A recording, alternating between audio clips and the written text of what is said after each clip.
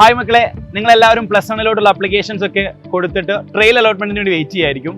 July 4 ശേഷമാണ് നമ്മുടെ ക്ലാസ്സുകളൊക്കെ തന്നെ ആരംഭിക്കുന്നത്. അതിന് മുന്നോടിയായിട്ട് ഗവൺമെന്റ് ഇതാ പുതിയൊരു അപ്ഡേറ്റുമായിട്ട് നിങ്ങളുടെ മുന്നിലേക്ക് എത്തിയിട്ടുണ്ട്. നിങ്ങൾ പ്ലസ് വൺ എഴുതാൻ വേണ്ടി പോകുന്ന എല്ലാ അക്കാഡമിക് എക്സാമിനേഷൻസിന്റെയും ഡേറ്റ് ഗവൺമെന്റ് ഒഫീഷ്യലി ഡിക്ലെയർ ചെയ്തു.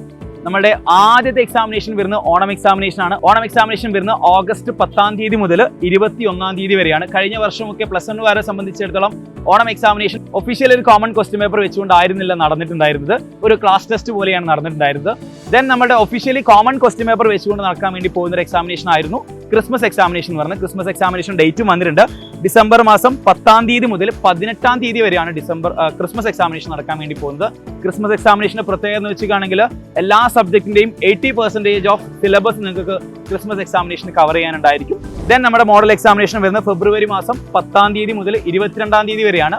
ദെൻ തൊട്ടടുത്ത മാസം മാർച്ച് 2 മുതൽ 29 വരെയാണ് പബ്ലിക് എക്സാമിനേഷൻ വരുന്നത്. സോ ഇത്രയും ഡേറ്റുകൾ ഗവൺമെന്റ് ഒഫീഷ്യലി ഡിക്ലെയർ ചെയ്തു. അപ്പോൾ നിങ്ങളെ സംബന്ധിച്ചിടത്തോളം ജൂലൈ മാസം ആണ് നിങ്ങൾ ക്ലാസ്സിലേക്ക് ചെല്ലാൻ വേണ്ടി പോകുന്നത്. സോ എന്തിനാണ് ഇത്ര നേരത്തെ ഇത്ര ഡേറ്റുകളൊക്കെ ഡിക്ലെയർ ചെയ്തെന്നുള്ള കാര്യത്തിൽ സംശയം ഉണ്ടായിരിക്കും. നിങ്ങൾ അങ്ങനെ വലിയ രീതിയിലൊന്നും ഡൗട്ട് അടിച്ചില്ല, ടെൻഷൻ അടിച്ച് നിൽക്കൊന്നും വേണ്ട. തീർച്ചയായിട്ടും പ്ലസ് വണ്ണിലേക്ക് ചെല്ലുന്ന സമയത്ത് ഒരുപാട് പരിപാടികൾ, ഒരുപാട് പ്രോഗ്രാംസ് ഒക്കെ നിങ്ങളുടെ മുന്നിലേക്ക് വരാനിരിക്കുന്നുണ്ട്.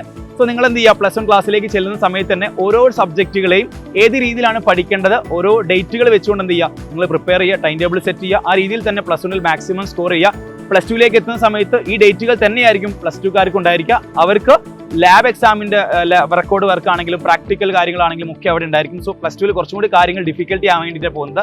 സോ മാക്സിമം എന്ത് ചെയ്യുക, പ്ലസ് വണ്ണിൽ തന്നെ മാർക്ക് സ്കോർ ചെയ്യുക, കൃത്യമായിട്ട് പ്രിപ്പയർ ചെയ്യുക. So all the best.